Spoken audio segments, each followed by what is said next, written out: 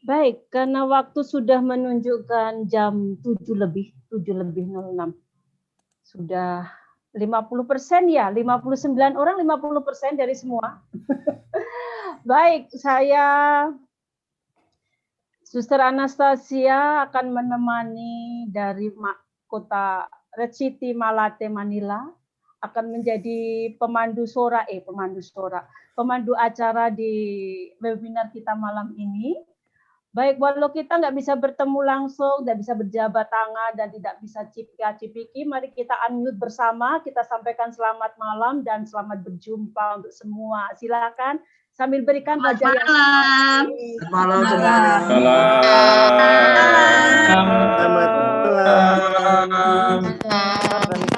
Selamat malam. Oke, selamat malam. Terima kasih sudah mendengar suaranya. Semangat semua ini mau bertemu Roh Allah ini. Baik, tapi bintangnya nanti Frater Popo sama Frater Adi. Frater Popo ya, bukan Pepo ya, yang baru galau ya. Frater Popo nggak galau yang jelas. Oke. Aku punya pantun sedikit. Mau nggak? Mau dong. Mau. Boleh. Sengaja di Pantai Nusa Dua. Iya, biar semuanya lancar, kita awali dengan doa, gitu ya. Oke, sekali persilakan Non Judith untuk membuka doa biar acara kita malam ini lancar. Terima kasih, Suster Ana. Mari Bapak Ibu, Frater Suster, Romo, kalian kita bersatu dalam doa sebelum memulai diskusi malam hari ini. Dalam nama Bapa dan Putra dan Roh Kudus. Amin. Tuhan Yesus yang Maha Baik, terima kasih atas kesempatan yang Kau berikan pada malam hari ini, sehingga kami dapat berkumpul untuk berdiskusi bersama tentang pembedaan roh. Ya Tuhan, kami mohon rahmat-Mu Tuhan. Bukalah mata hati dan telinga kami, agar kami dapat sungguh-sungguh memahami pembedaan roh ini. Dan agar kelak kami dapat mempraktekkan pembedaan roh ini dalam kehidupan kami masing-masing. Berkatilah juga para pembicara malam ini, Frater Popo dan Frater Adi, agar dapat memberikan penjelasan yang mudah bagi kami, agar mudah bagi kami untuk memahami tentang pembedaan roh ini. Berkatilah pula para panitia acara malam hari ini, agar dapat bekerja dengan sebaik-baiknya tanpa gangguan dalam pelaksanaan diskusi online ini. Dan berkatilah pula internet maupun gawai yang kami gunakan malam hari ini untuk mendengarkan diskusi, agar tidak terjadi gangguan sampai akhir acara. Sekali lagi Tuhan, terima kasih atas kesempatan yang Kau berikan kepada kami. Terima kasih. Amin. Dalam nama Bapa dan Putra dan Roh Kudus. Amin. Amin. Terima kasih Non Judith. Wah, didoakan dari internetnya, gawainya, HP-nya, wajah kita tetap berseri sampai akhir acara yang jelas. Tapi acara ini nggak akan afdol kalau penatua kita nggak akan memberi kata-kata yang gimana gitu. Jadi biar acara ini sesudah lancar didoakan, lalu biar afdol. Nah sekarang penatua dari LRP ini akan memberi kita berpatah-patah atau sepatah dua patah atau berpatah-patah kata. Dipersilahkan Romo Marwan untuk membuka acara ini. Terima kasih. Terima kasih Suster Anas atas waktu yang disediakan untuk saya. Mestinya pena muda ini, saya kan belum tua. Oh gitu ya pena muda. Oke. Ya, baik. Selamat malam Bapak Ibu Saudara-saudari teman-teman semua. Tanpa terasa ya, atau mungkin terasa juga ya, kita sudah memasuki minggu ketiga latihan rohani pemula. Saya kira sudah banyak pengalaman yang diperoleh dan malam hari ini kita akan dibantu untuk supaya lebih mampu lagi merefleksikan pengalaman kita selama latihan rohani pemula ini dengan tambahan pedoman mengenai pembedaan roh. Pada kesempatan ini tentu saya sekali lagi mengucapkan terima kasih kepada Frater Bari dan Frater Peter Dole yang sudah menyiapkan acara ini, dan juga kepada Frater Popo dan Frater Adi yang akan membantu kita untuk memahami lebih dalam tentang pembedaan roh. Juga tentu saja Suster Anas dan juga semua tim untuk acara kita malam hari ini. Saya tidak banyak kata-kata, saya kira nanti kita langsung masuk saja. Tapi sebelum ke sana, saya ingin menampilkan kembali satu pedoman dari Santo Ignatius sendiri. Saya suka untuk menampilkan kata-kata Ignatius, meskipun kata-katanya tidak terlalu puitis, tapi bagi saya menarik untuk terus kita simak. Ini adalah pedoman kedua yang sebenarnya sudah dijelaskan pada minggu yang kemarin. Saya hanya ingin mengingatkan saja, karena saya rasa ini adalah pedoman penting untuk kita yang sudah, ya, kita punya keinginan untuk terus maju, semakin mendekat kepada Tuhan. Nah, pedoman ini saya kira patut untuk terus kita baca dan kita renungkan itu. Untuk kita yang ingin terus maju, semakin dekat dengan Tuhan, ciri khas roh buruk adalah menyesakkan, menyedihkan, menghalang-halangi dengan alasan palsu supaya orang tidak maju lebih lanjut.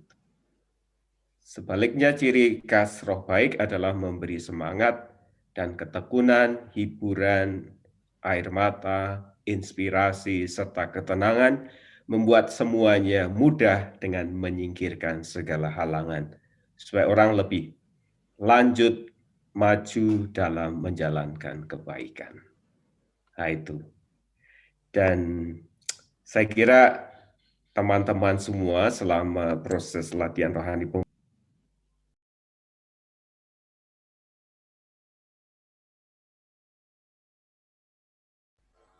Romo ke-mute, Romo.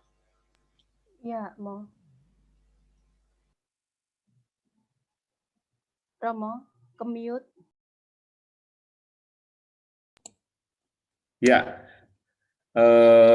malam hari ini kita dibantu supaya bisa lebih cermat mengenali bagaimana roh baik maupun roh buruk, roh jahat menyapa kita. Dan saya terkait dengan ini, saya ingat itu salah satu kata-kata Paus Fransiskus, kurang lebih demikian. Itu.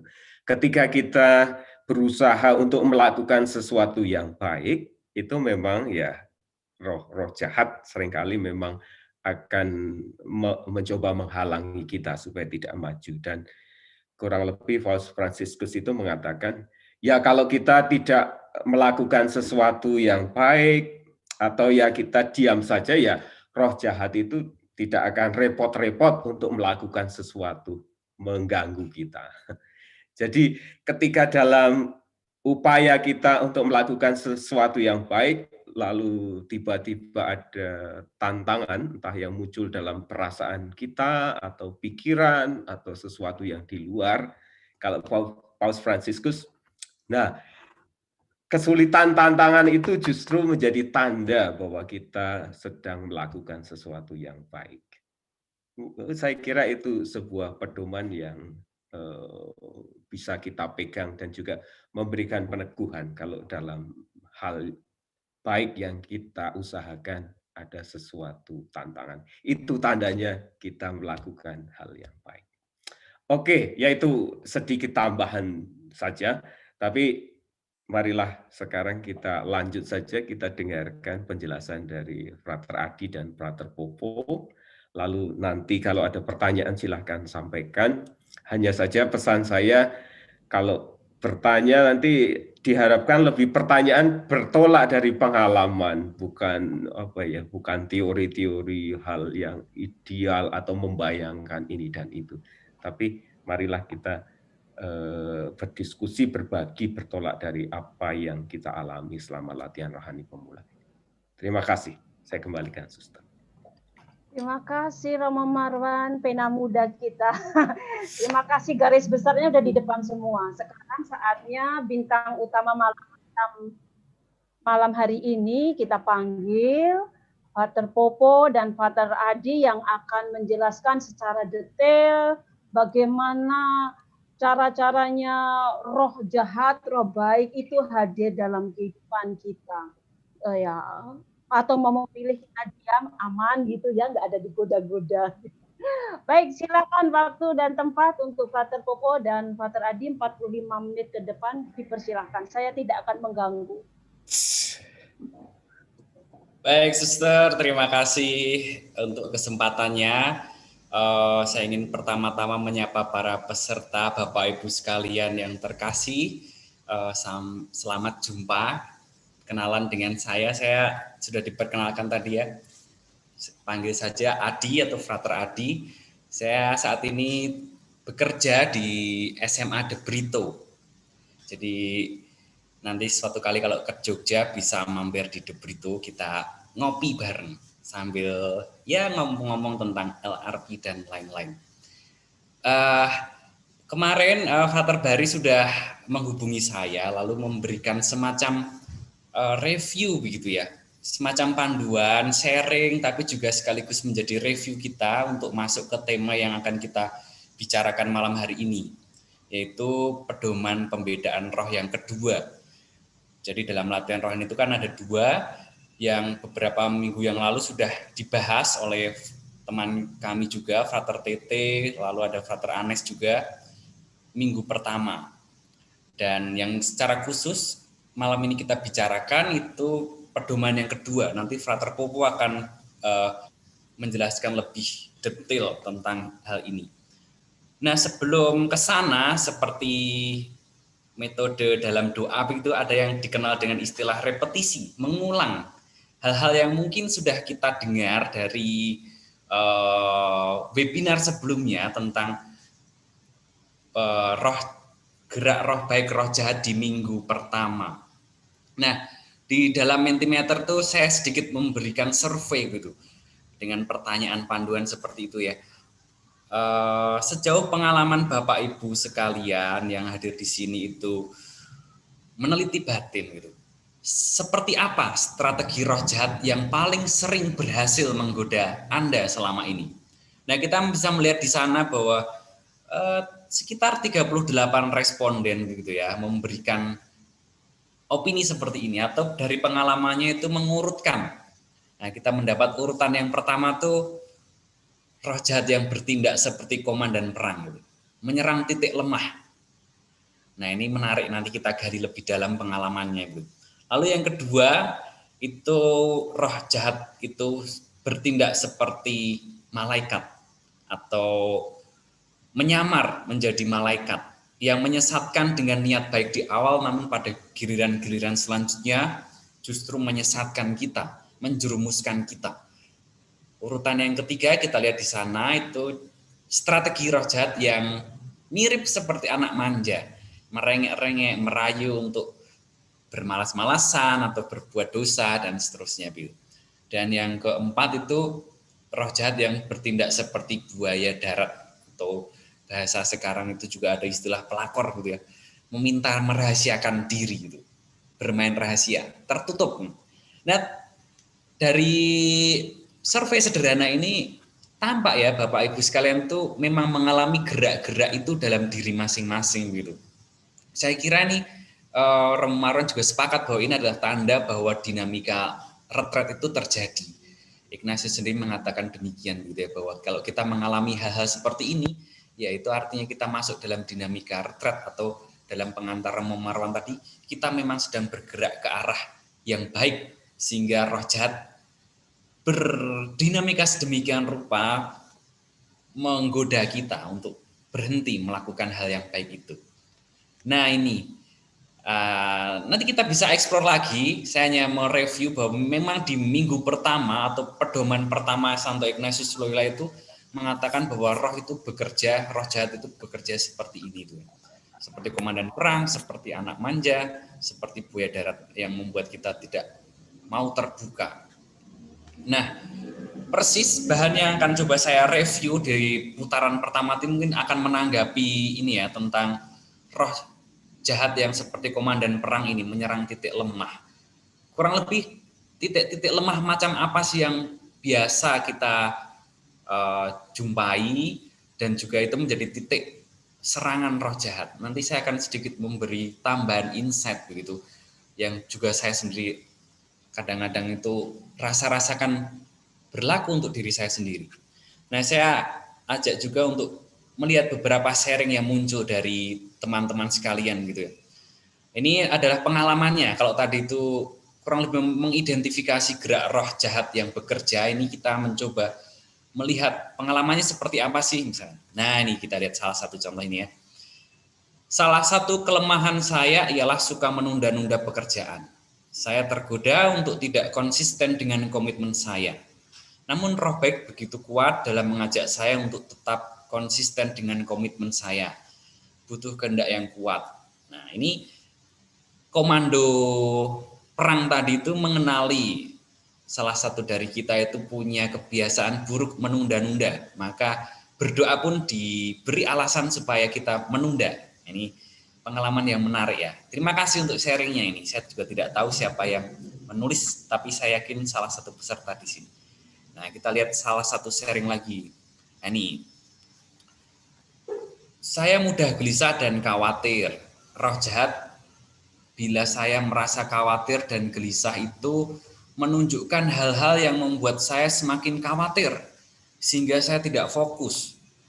Sementara roh baik mengajak saya untuk pasrah pada Tuhan dan yakin bahwa saya bisa melewati itu semua. Nah, ini roh jahat yang membesarkan kekhawatiran kita ya, Bapak Ibu sekalian. Ini dialami oleh seorang teman kita juga di komunitas ini. Lalu coba kita lihat satu lagi ya, satu sharing lagi yang mungkin bisa memberi pengantar supaya hangat saja kita nanti masuk ke bahan dan bisa diskusi lebih lancar, mengalir begitu. Nah, kita random saja ya, coba mana ya? Nah, ini biasanya saya mengikuti pikiran yang saya anggap baik, namun belakangan tampaknya pikiran yang saya pikir baik dan biasa saja ternyata menimbulkan gerakan. Membuat saya mengkaji ulang pikiran saya, juga berusaha menyadari gerak batin saya. Nah, ini salah satu pengalaman juga yang bagaimana roh jahat dan roh baik itu bekerja melalui pikiran-pikiran kita itu. Nah, baik. Ya, ini sedikit review saja dari dinamika atau hal-hal yang kemarin sudah disampaikan di webinar pertama tentang pedoman pembedaan roh yang pertama gitu ya. Nah, saya mau coba sedikit sebagaimana review Ignatian atau repetisi itu, selain kita mengulang tapi juga ada satu hal yang kita coba perdalam. Nah, saya coba mau membagikan sebuah presentasi singkat yang kurang lebih di satu sisi kita mengulang apa yang sudah pernah kita dengar, tapi di sisi lain mungkin saya ingin mempertajam tentang bagaimana komando perang dari roh jahat tadi itu menyerang titik-titik lemah kita gitu. Nah, saya akan coba bagikan di layar. Apakah sudah muncul Bapak Ibu? Belum ya? Belum. Oh, sebentar, maaf. Oke, sebentar ya. Saya coba bagikan layar. Belum keluar ya. Sebentar. Oke. Ya, kalau sekarang sudah keluar ya Bapak Ibu ya? Ya. Oke, sudah. Sudah. Oke, terima kasih ya. Saya akan nongol di tengah sini. Jadi ini repetisi tapi sekaligus pendalaman itu. Kita ingat-ingat lagi apa yang kemarin didiskusikan gitu ya dalam forum itu. Nah, coba kita lihat ya. Nah, ini kurang lebih yang kemarin kita diskusikan itu. Kalau mau dipetakan, ini ada satu infografis yang menurut saya bagus ya. Ini bisa nanti saya bagikan ke Frater Berry, lalu bisa jadikan wallpaper di WhatsApp gitu. Sehingga bisa setiap kali itu mengakses pedoman latihan rohani yang mungkin panjang lebar itu menjadi infografis sederhana seperti ini. Nah, yang pertama itu Toolkit Ignatian itu mengajak kita yang paling penting itu sadar akan gerak batin kita, be aware. Nah, tadi Bapak Ibu sekalian sudah menunjukkan itu ya, sebagian dari kita itu sungguh sadar ada gerak-gerak batin yang bekerja dalam diri kita. Lalu langkah kedua itu memahami kita ini di posisi mana, gerak roh baik, roh jahat apa yang sedang bekerja menyerang kita. Itu kita perlu memahaminya, strategi-strategi yang dipakai roh baik dan roh jahat. Lalu yang ketiga, kita harus mengambil tindakan. Nah, seperti apa tindakan yang harus kita ambil, itu tergantung roh yang mana yang mempengaruhi kita. Nah, ini pedoman pertama itu ya. Ketika kita dari posisi yang buruk menjadi lebih buruk, itu roh jahat itu akan memberikan kita seperti permen, memberi permen itu ya. Pilihan-pilihan semakin terasa manis, berbuat dosa satu menjadi lebih besar, itu rasanya seperti mencecap permen manis. Ya.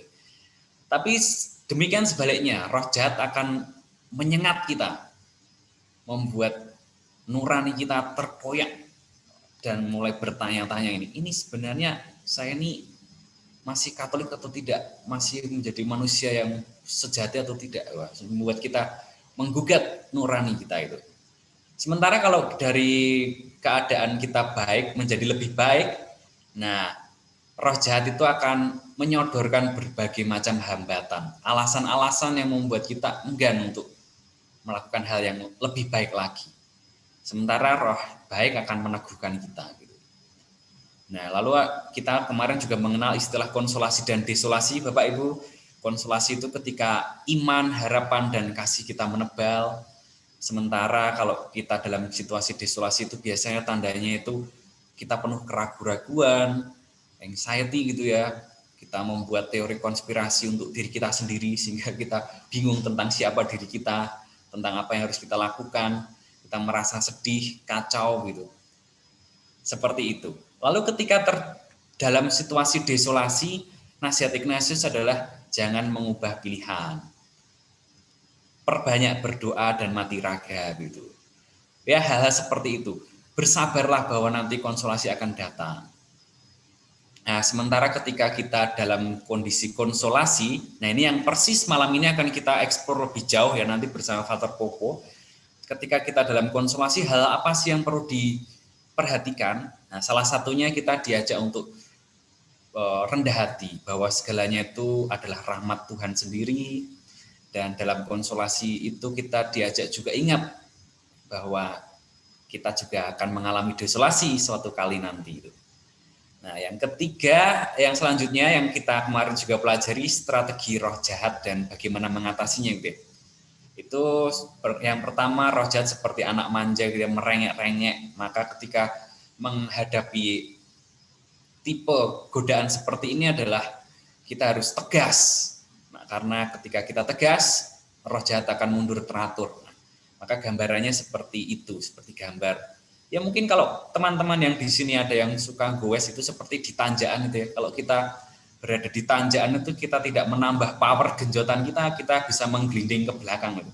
Nah, tapi kalau kita tegas menambah power genjotan kita bersepeda, nah kita bisa mengalahkan tanjakan itu dan itu roh jahat bisa mundur teratur. Oh, saya turun, saya tuntun Nadi. Wah, tuntun bisa dituntun juga. Ya. Nah, kalau roh jahat seperti pelakor gitu ya kita diajak untuk terbuka. Nah, ini yang tadi menjadi katakanlah roh jahat itu ternyata strategi yang paling sering strategi roh jahat yang paling sering kita jumpai ternyata seperti komandan perang yang menyerang titik lemah kita itu. Nah, ini menarik ya, karena titik lemah kita masing-masing itu kan macam-macam gitu, dan roh jahat masuk lewat sana. Nah, di sini input tambahan saya, Bapak Ibu sekalian. Saya ingin menambahkan kurang lebih titik lemah apa sih yang biasanya atau paling sering itu dimasuki roh jahat. Dan bagaimana roh baik sebenarnya bisa juga menggunakan kelemahan kita itu untuk menunjukkan jalan pada Tuhan itu. Nah ini, maka saya kasih judul di sini itu 6 life hack ala Ignatius Loyola. Karena kalau kita mengikuti nasihat ini kita bisa, atau kita memahaminya itu kita bisa mendapat ketenangan yang lebih baik gitu. Ini saya sarikan juga dari satu buku tentang tanda-tanda roh baik dan roh jahat itu yang bekerja dalam diri kita. Secara khusus tadi itu ya, titik-titik mana yang biasanya itu menjadi celah komandan perang roh jahat ini menyerang diri kita. Biasanya ini salah satunya itu harga diri. Nah ini kerap kali tadi juga dalam sharingan ada kan beberapa teman itu merasa bahwa salah satu kelemahan dalam dirinya itu udah self esteem yang rendah atau minder, rasa minder. Nah roh jahat bisa masuk di sana. Roh jahat itu tandanya kalau hadir itu adalah menghilangkan kesadaran akan harga diri, cenderung melihat diri buruk. Nah, ketika kita mulai muncul pikiran seperti ini, waspadalah, itu tanda-tanda roh jahat sedang menyerang titik lemah kita. Nah, bagi teman-teman di sini yang memang mengenali punya rasa minder atau bahasa anak gaulnya itu insecure gitu ya, yang tinggi. Nah, ingatlah catatan ini ya. Roh baik itu akan memberi kesadaran positif akan harga diri kita. Kepercayaan diri kita yang terus meningkat. Kita dibesarkan hatinya oleh roh baik gitu. Nah, itu bisa berupa omongan orang, komentar di sekitar kita yang kita dengar gitu. Bisa bekerja dengan cara seperti itu. Maka yang persis di bawah foto saya ini adalah mungkin ketika kita menghadapi roh baik dan roh jahat yang seperti itu menyerang harga diri kita, ingatlah satu kutipan dalam kitab suci ini ya, bahwa kita itu sungguh pribadi yang dikasihi Tuhan gitu. Ini selalu menjadi pegangan kita itu. Ketika kita menghadapi godaan yang seperti itu. Lalu yang kedua, harapan. Ini tadi kan sudah muncul ya, ada seorang teman tadi sharing bahwa dia itu orangnya mudah khawatir. Wah, ketika menyadari seperti itu, roh jahat, wah, semakin membuat harapan itu pudar, semakin harapan itu hilang, terperangkap dalam ketidakberdayaan itu, membuat kita merasa dalam benteng ketidakberdayaan diri. Tidak ada harapan. COVID, saya kira cuma 2 minggu selesai, ternyata 1 bulan, 1 tahun, ternyata 1 tahun juga belum selesai. Wah, rasanya tidak ada harapan. Nah ini cara khas roh jahat gitu ya, menyerang kelemahan kita. Sebaliknya roh baik akan memberi kita harapan, semangat hidup gitu. Maka pegangan yang bisa kita pakai itu ya, ingatlah mitologi kotak Pandora gitu ya, bahwa ketika keutamaan atau ketika keburukan manusia itu keluar, kita saksikan itu di dasar kotak Pandora itu ada satu keutamaan yang namanya harapan. Ketika kejujuran tidak lagi kita temukan, ketika macam-macam keburukan manusia itu muncul di depan kita, keluar dari kotak kesadaran kita, kita perlu berpegang bahwa di paling dasar hal buruk itu ada harapan gitu. Kalau dalam bahasa Injil ya, kesusahan sehari cukup untuk sehari gitu. Ini salah satu yang juga sering saya alami juga gitu, bahwa roh jahat itu menyerang harapan gitu. Nah, lalu apalagi ya? Mungkin secara singkat saja supaya nanti kita bisa lanjut ya. Tentang beban hidup itu. Nah, beban hidup ya singkat kata roh jahat itu seperti komandan yang menyerang cara kita melihat beban hidup itu. Roh jahat akan membuat kita lebay, bahwa kita menjadi orang paling menderita, kita menjadi sinis karena kita merasa paling menderita, dan rasanya beban hidup itu sangat berat sehingga meresapi seluruh diri kita itu. Nah biasanya seperti ini, cara komandan ini menyerang kita, mengeksploitasi cara pandang kita, cara pikir kita tentang beban hidup. Sementara roh baik itu tadi, membuat beban hidup terasa lebih ringan, lega, punya hati untuk sesama. Kita tidak lagi fokus, tidak hanya melulu fokus pada beban hidup, tapi juga punya ruang untuk melihat sesama yang mungkin juga lebih menderita dari penderitaan kita gitu. Nah ini maka yang kita pegang di sini, atau ketika kita menghadapi cobaan seperti ini, sebenarnya kita boleh yakin bahwa Tuhan itu sedang mengajak kita untuk berani menghadapi beban hidup, bukan menyingkirinya atau mengomentarinya terus gitu. Nah ini lalu merefleksikan diri. Nah ini biasanya ketika dalam doa itu juga sering ya, kita kan merefleksikan diri, tapi bisa berujung pada hal yang dipakai oleh roh jahat itu. Refleksi kita justru menimbulkan kegelisahan dan kebingungan yang tidak ada arahnya. Gitu. Itu biasanya tanda-tanda refleksi kita sedang dibaca oleh roh jahat ini. Gitu. Pikiran kita yang berefleksi itu dibaca oleh roh jahat, sehingga kita menjadi tidak tenang. Gitu. Karena kalau roh baik itu membantu kita berefleksi, menemukan terang Roh Kudus, menemukan keyakinan, menemukan optimisme itu. Jadi kita bisa melihat itu. Ketika berefleksi itu pun jangan berpikir roh baik dan roh jahat cuti gitu. Tapi justru ketika selesai berdoa, kita mulai menuliskan refleksi doa misalkan dalam retret ini. Nah, di sana roh baik dan roh jahat bekerja juga Bapak Ibu. Maka perlu kita cermati. Lalu relasi dengan orang lain gitu ya. Roh jahat itu cenderung memberi tafsiran negatif itu. Ya, pokoknya lah, selalu salah lah, serba salah orang lain itu. Nah, ini saya kira kita punya banyak contoh dan pengalaman ya tentang hal ini. Saya tidak perlu banyak menyinggungnya begitu ya. Lalu ya intinya semakin kita bisa mereaksi situasi, mereaksi orang lain dengan lebih positif, itu di sana sebenarnya roh baik yang menggerakkan kita, atau roh baik itu mengajak kita untuk melihat, memberi pemahaman positif atas orang lain daripada menyalahkan. Nah, ini strategi roh baik dan roh jahat.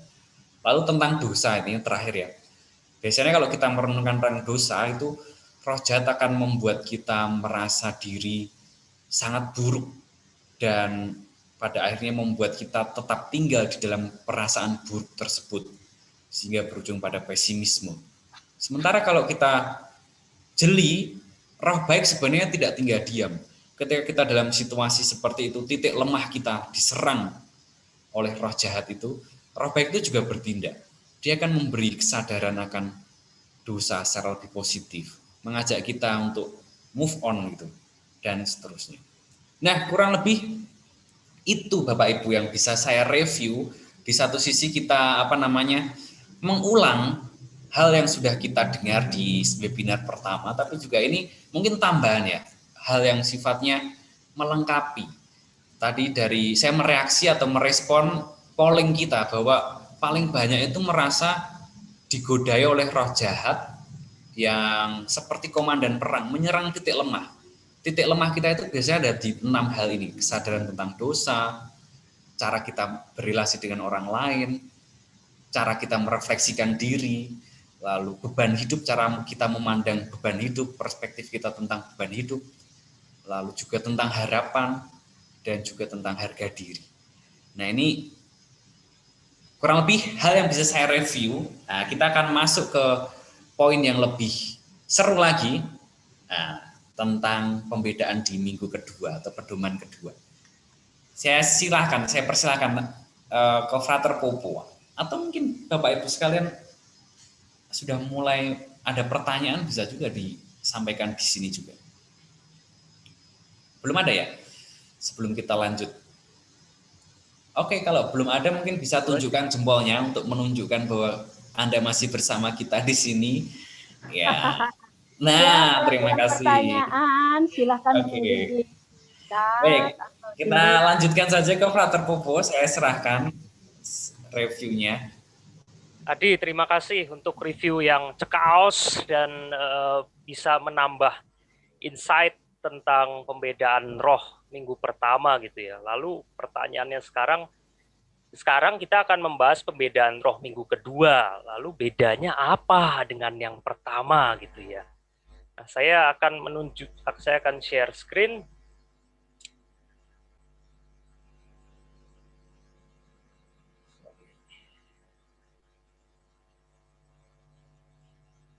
Oke, tadi Adi sudah menunjukkan apa bedanya cara kerja roh baik dan roh jahat, cara kerja roh baik memberikan konsolasi, cara kerja roh jahat memberikan desolasi. Kalau saya suka selalu dengan gambaran desolasi, artinya kamu tuh menyusut gitu ya. Ruang hati kamu itu makin sesak, makin sempit, makin kecil kamu. Seperti orang dimasukkan di dalam plastik ini di gambar yang sebelah kiri. Tapi di sisi lain, konsolasi membuat kita mengembang. bahkan dekat dengan Tuhan, seperti gambar yang ada di sebelah kanan. Meskipun jalannya berbatu, tetapi kita bisa merasakan Tuhan yang berjalan bersama dengan kita. Kurang lebih itu konsolasi dan desolasi. Nah, tadi salah satu kata kunci yang menarik yang Adi ungkapkan adalah roh jahat menyerang titik-titik lemah. Di pembedaan roh yang kedua, itu kan yang pertama tadi, menyerang titik lemah. Di pembedaan roh yang kedua, dia menyerang titik yang kuat. Kekuatan-kekuatan kita dimanfaatkan. Gitu ya. Bagaimana maksudnya nanti kita akan lihat. Tapi ilustrasinya seperti ini. Ketika kita masih menggunakan pembedaan roh di minggu pertama, kurang lebih gambarnya seperti yang ada di sebelah kiri ya. Setannya tampak jelas. Roh jahatnya tampak jelas. Ada sayap, ada tanduk, warnanya merah. Lalu dia menggoda dengan godaan-godaan yang bisa kita temukan seperti tadi yang Adi katakan gitu ya. Nah, ini gambar Yesus sedang digoda di padang gurun untuk mengubah batu menjadi roti. Tapi di pedoman pembedaan roh minggu kedua, setannya tidak tampak jelas. Saya suka dengan lukisan yang kedua yang di sebelah kanan. Yang di sebelah kanan ini dilukis oleh seorang pelukis dari Prancis. Dia memperlihatkan bahwa setannya tidak jelas. Iblisnya tidak jelas. Hadirnya adalah sebagai seorang tua renta kelaparan, dan orang tua renta kelaparan ini meminta kepada Yesus untuk mengubah batu menjadi roti. Nah, kurang lebih itu yang akan kita geluti di dalam pembedaan roh minggu kedua. Roh jahat yang menyamar, roh jahat yang tidak selalu jelas, sejelas dengan patokan-patokan yang dikatakan di pembedaan roh minggu pertama, tetapi roh jahat yang menunggangi konsolasi, yang berganti rupa menjadi malaikat terang. Roh jahat yang tampaknya baik, roh jahat yang menipu lewat konsolasi. Nah, ini seperti gambar serigala yang menyamar sebagai domba. Gitu ya. Atau ada kata-kata dalam bahasa Inggris yang terkenal, the devil can quote scripture. Itu yang akan kita alami di minggu kedua. Tapi kalau saya mengatakan ini kepada teman-teman mahasiswa misalnya, ya mereka akan bingung gitu. Lah kemarin katanya Ignatius bilang konsolasi selalu dari roh baik. Ini gimana ini langsung dari roh jahat? Ya saya suka merevisinya begini ya. Ya memang konsolasi itu dari roh baik, tetapi roh jahat bisa memanfaatkan konsolasi itu. Maka kata kunci dari pembedaan roh minggu kedua adalah teliti. Lebih teliti. Berdiskresi, lebih teliti membeda-bedakan.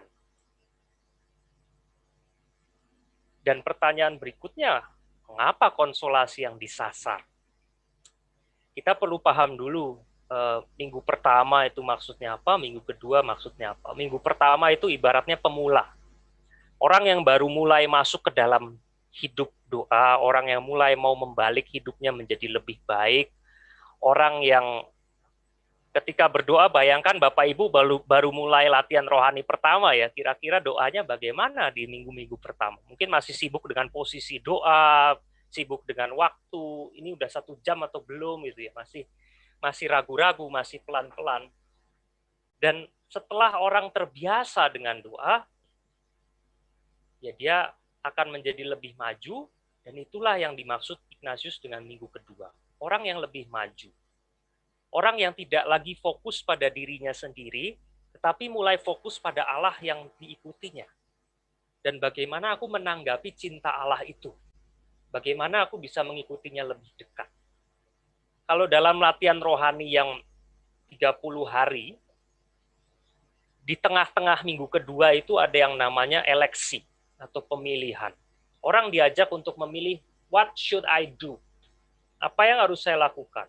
Kami ini para frater-frater dulu diajak memilih apakah mau jadi imam atau kembali ke hidup menjadi awam. Apakah mau tetap menjadi Yesuit atau pindah ke projo misalnya.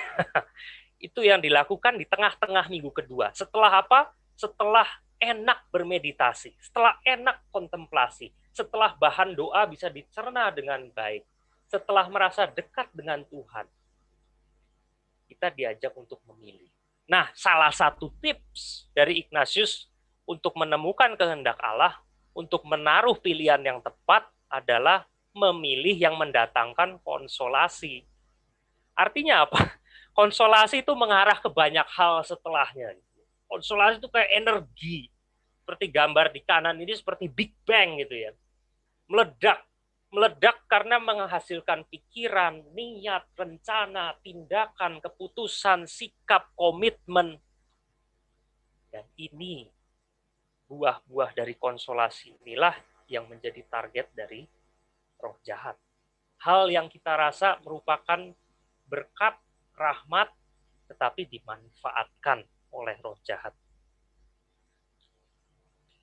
Nah, bagaimana caranya roh jahat memanfaatkan konsolasi? Nah, kita perlu yang namanya perspektif waktu. Saat konsolasi dan setelahnya. Nah, rentetan setelahnya ini yang biasanya roh jahat bermain di sana.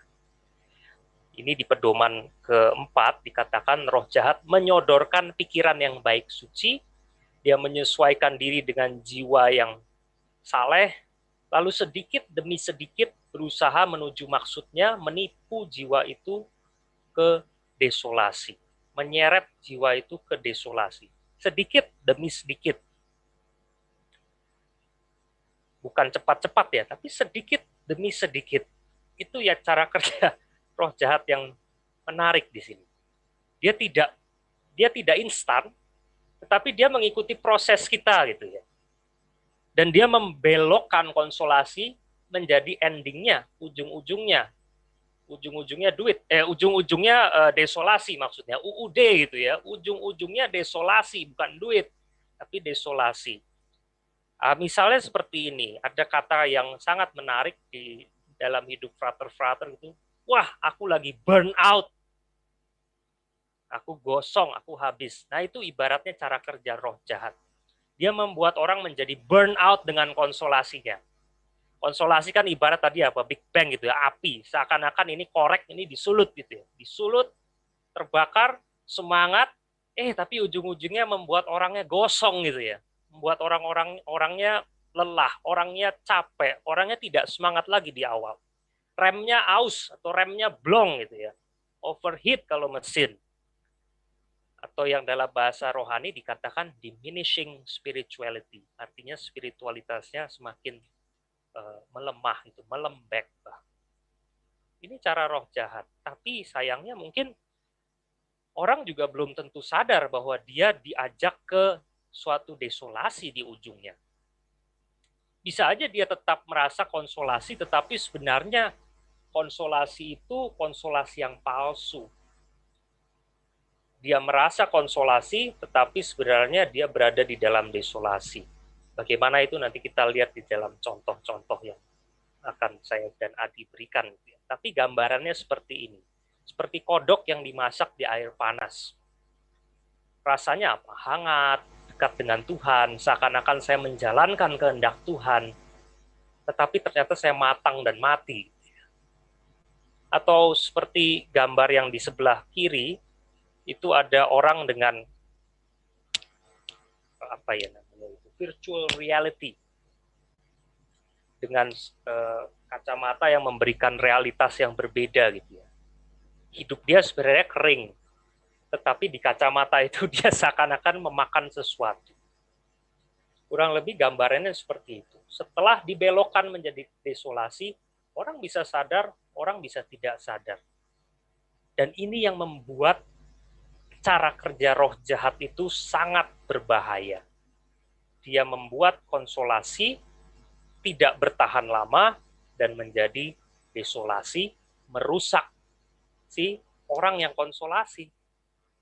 Itu yang sangat-sangat menyakitkan. Maka gampangnya ya, bagaimana mendeteksi roh jahat yang menyamar? Ignatius memberikan tips, lihatlah efek akhir dari konsolasi, buah akhir dari konsolasi.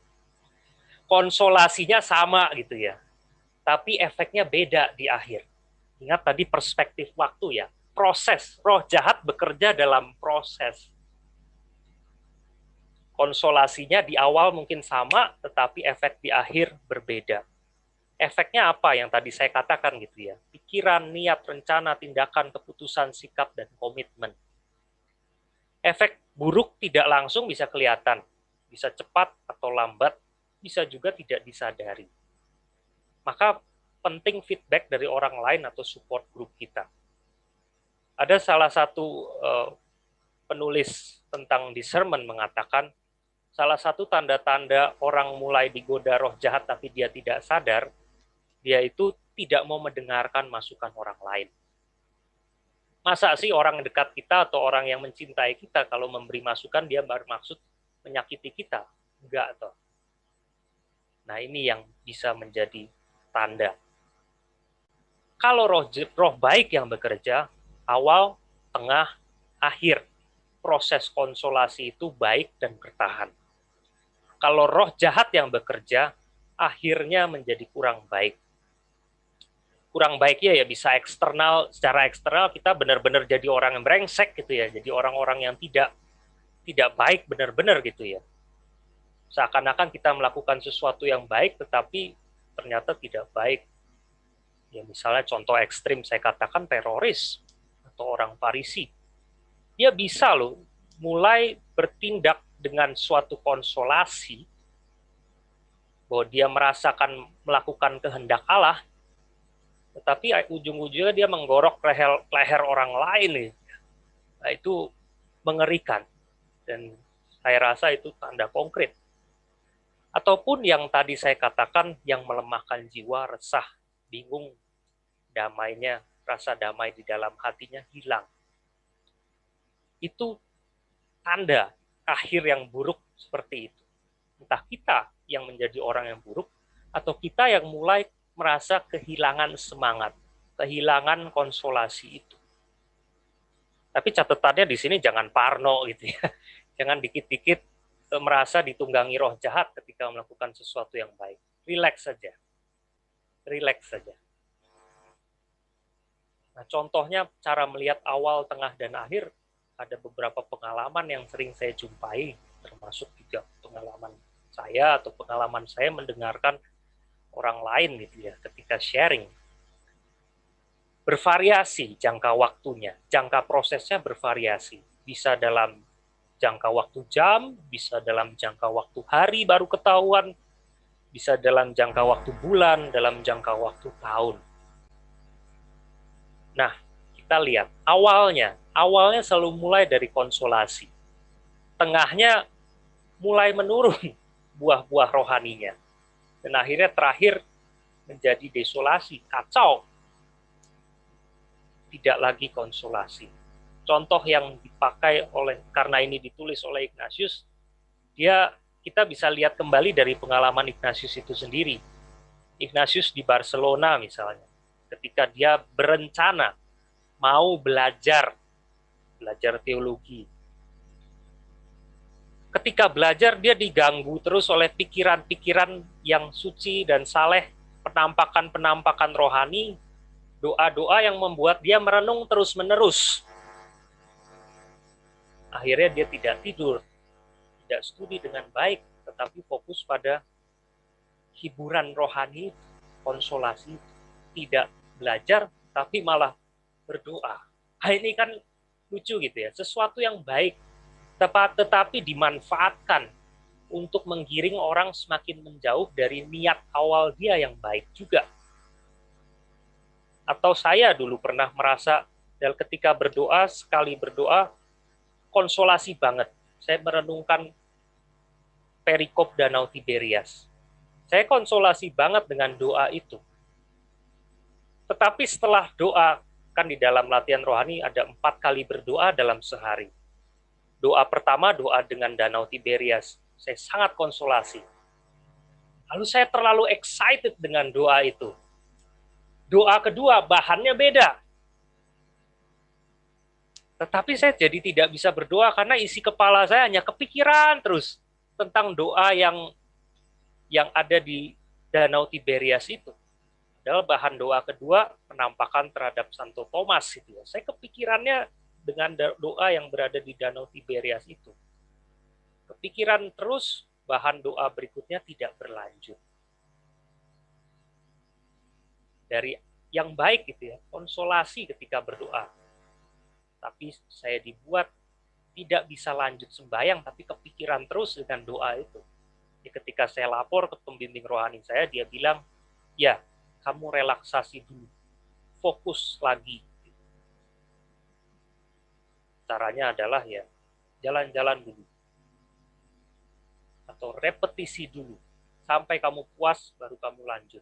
Karena kalau tidak, kamu hanya akan fokus pada buah rohani itu, tetapi tidak mendapat buah rohani yang lain gitu. Kalau saya hanya fokus pada doa konsolasi yang di Danau Tiberias, mungkin kamu tidak akan merasakan konsolasi di doa yang bertemu Thomas itu, Yesus yang bertemu Thomas. Itu cara roh jahat. Atau konsolasi setelah retret, teman saya ini lalu dia tergerak menjadi relawan di salah satu LSM. Dia itu posisinya waktu itu masih kuliah, tapi setelah retret dia merasa konsolasi dengan Matius 25, dia memutuskan untuk mendaftar menjadi volunteer di LSM, dan ketika bekerja dia sangat konsolasi, sesuai passion dia, iya. Sesuai buah retret dia, iya. Dia bisa memperbaiki hidup dia, iya. Tetapi selama bekerja, secara tidak sadar, dia ternyata kerjanya overtime. Karena saking asiknya. Ujung-ujungnya apa? Ya dia mengabaikan tugas kuliah dia. Keluarga dia juga dia abaikan. Sakit dan akhirnya tidak lulus tepat waktu. Atau saya pernah retret, lalu buah reformatio vitae saya adalah menjadi frater yang lebih murah hati. Dan benar, setelah retret muncul banyak tawaran. Memberi retret, memberi rekoleksi, memberi seminar, ngajar di sana-sini dengan mahasiswa. Tapi begitu tawaran-tawaran itu saya terima, ujung-ujungnya saya sakit, mencret. 4 minggu gitu ya, dalam sebulan ada 4 minggu. Minggu pertama retret mahasiswa UI, minggu kedua retret mahasiswa Unindra, minggu ketiga retret mahasiswa Politeknik Negeri Jakarta. Pulang dari retret Politeknik Negeri Jakarta, saya mencret masuk angin gitu ya. Karena tidak ada break, kerja terus. Di sisi lain saya merasakan ketika saya terus memberikan retret itu, bahan-bahan yang saya berikan akhirnya dangkal. Saya hanya mengulang-ulang seperti rekaman saja.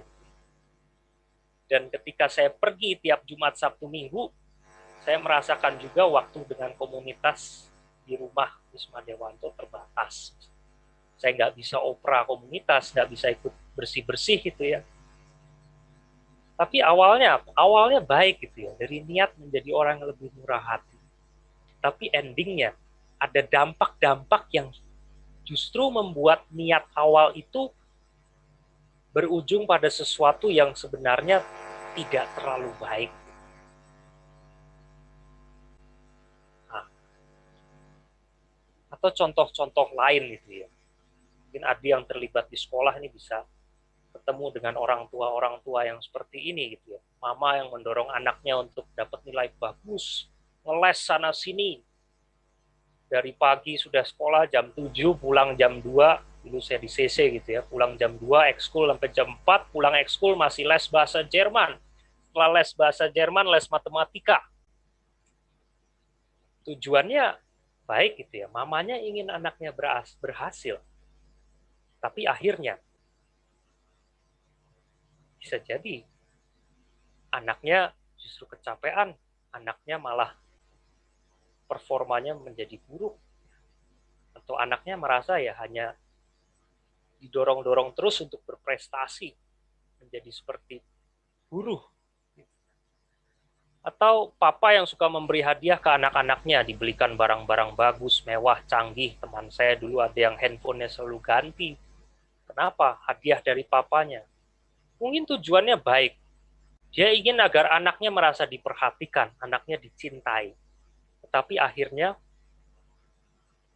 ya mungkin anaknya jadi manja. Atau ada teman saya yang terobsesi untuk sembuh dari luka batin. Dia pergi ke psikolog sana-sini. Tujuan dia apa? Mau sembuh dari luka batin.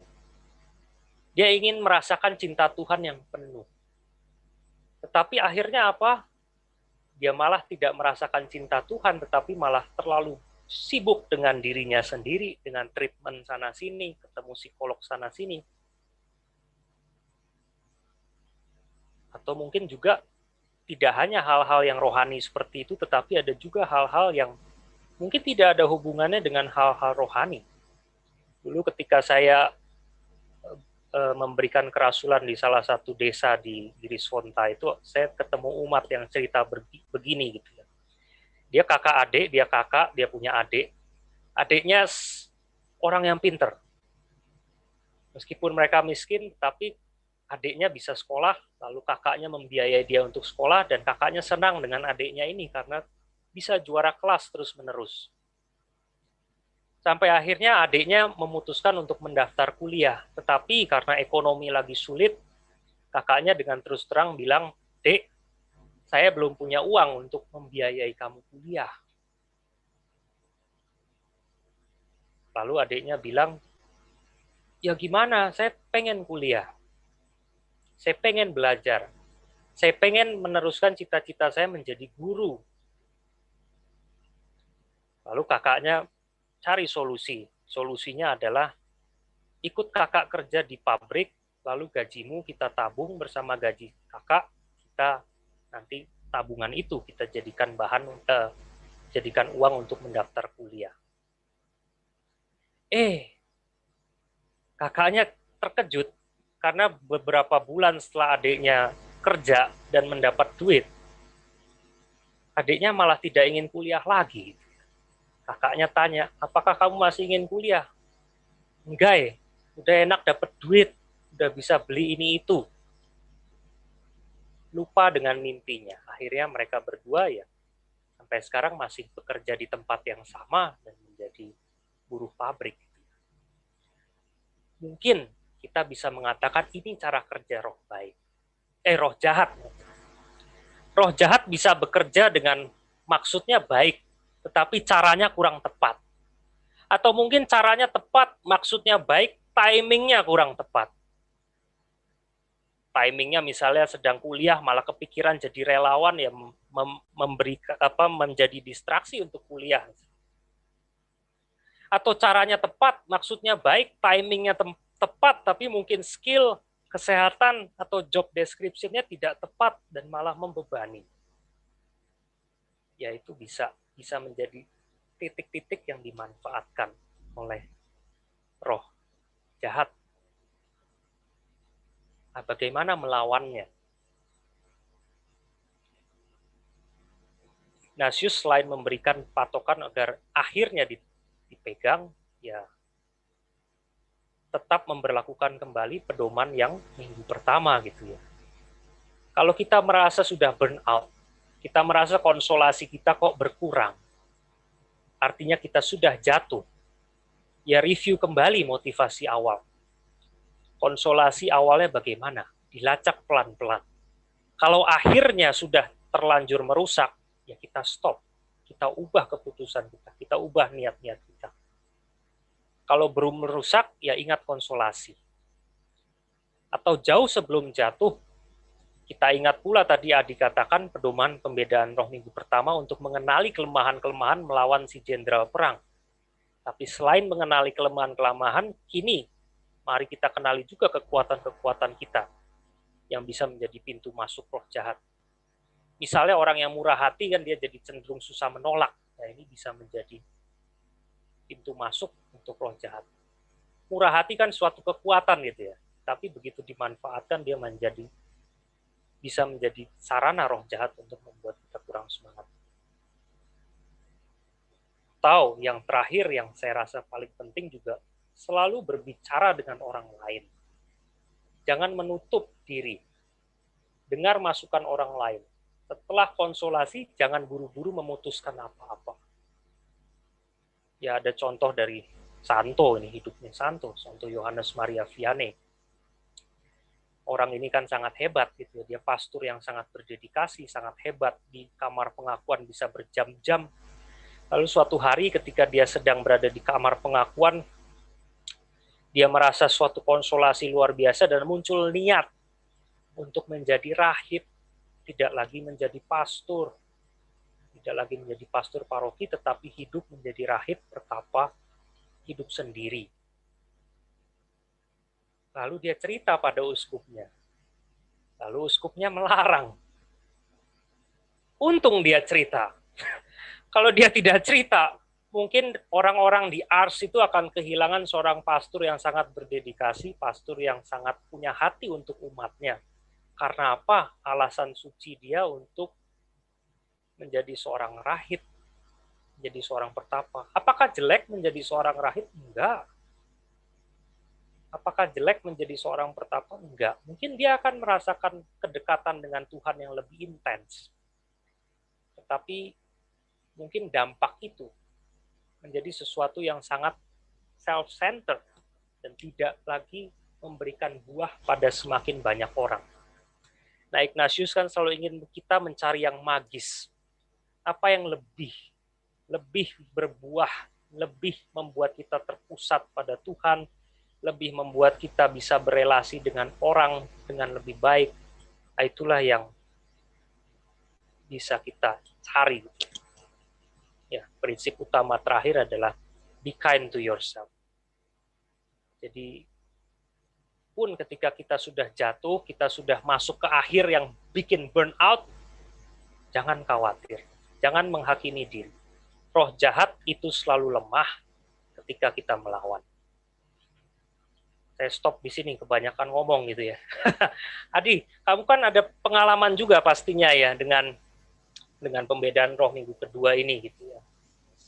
Ya, oke, Bobo. Menarik ya, mendengar sharingmu tadi juga membuatku mengingat beberapa pengalaman yang lain. Tapi mungkin kita lihat ini dulu, Bobo. Kita lihat beberapa pertanyaan dari teman-teman di sini yang juga sudah muncul ya. Nanti kita ini saja, Bobo. Kita pilah mana yang sudah terjawab, mana yang mungkin kita diskusikan lebih lanjut gitu ya.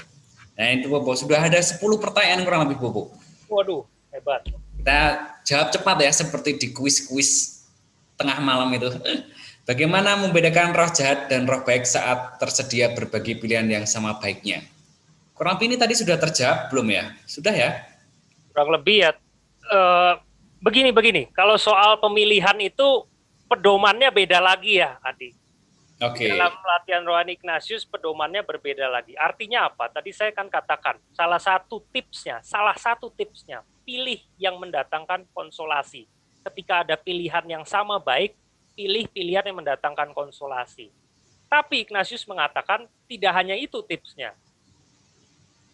Ada 3 tips gitu ya. Tips pertama, mungkin Anda langsung diterangi oleh Tuhan seperti Santo Paulus atau Santo di Injil itu ya. Itu waktu pemilihan pertama namanya. Ikuti penerangan itu.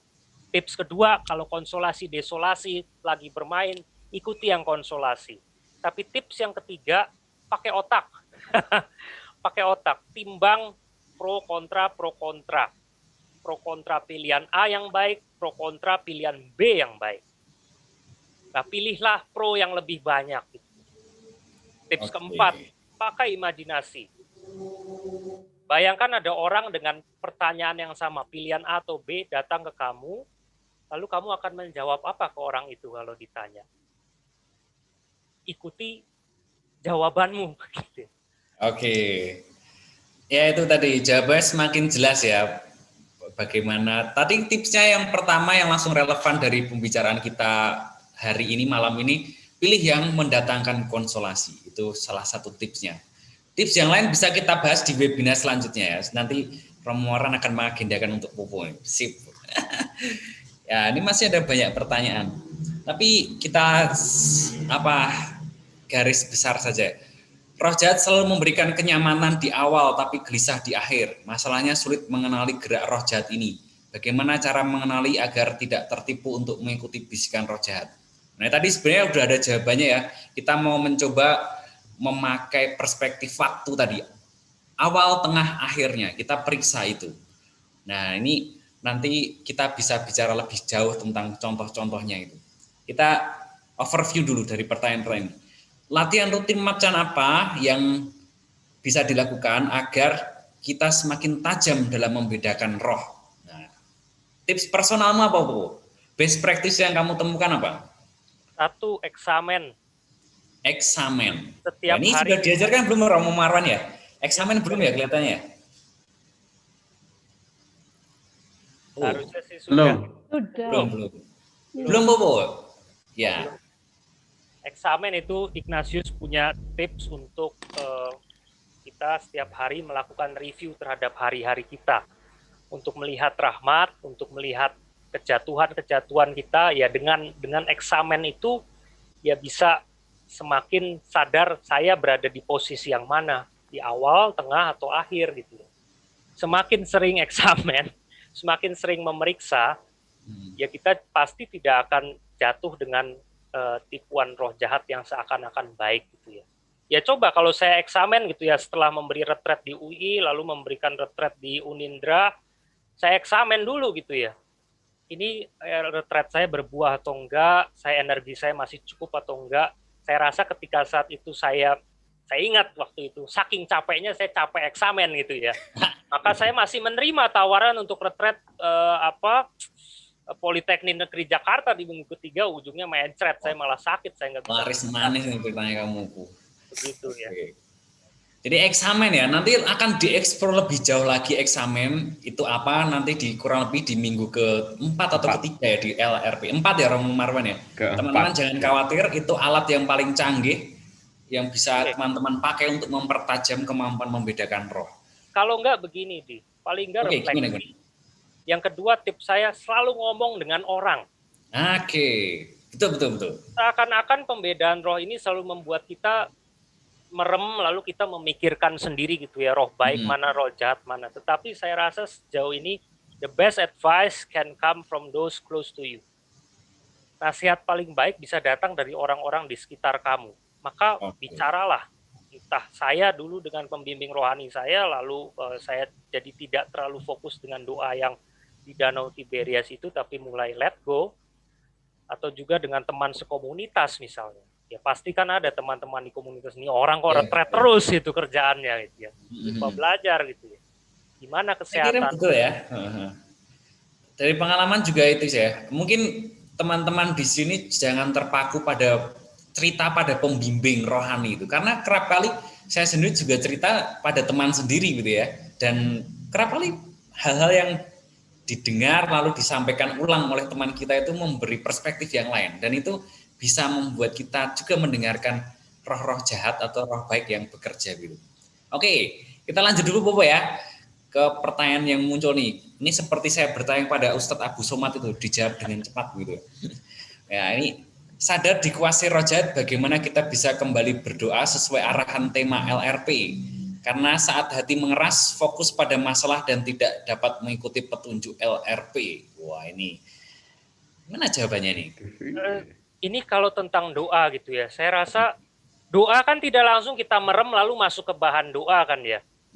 Selalu ada yang namanya penyadaran sebelum doa. Saya rasa kalau ketika mau berdoa saya merasa tidak fokus, mulailah dengan penyadaran dulu. Entah penyadaran suara, saya rilekskan diri saya dengan mendengarkan suara-suara di sekitar, saya rilekskan diri saya dengan menyadari tubuh saya. Saya rasa ketika mulai penyadaran itu ya kita bisa lebih mudah memasuki bahan doa. Saya rasakan ini paling konkret di Jakarta gitu ya. Kepala saya kan penuh dengan filsafat ini ya.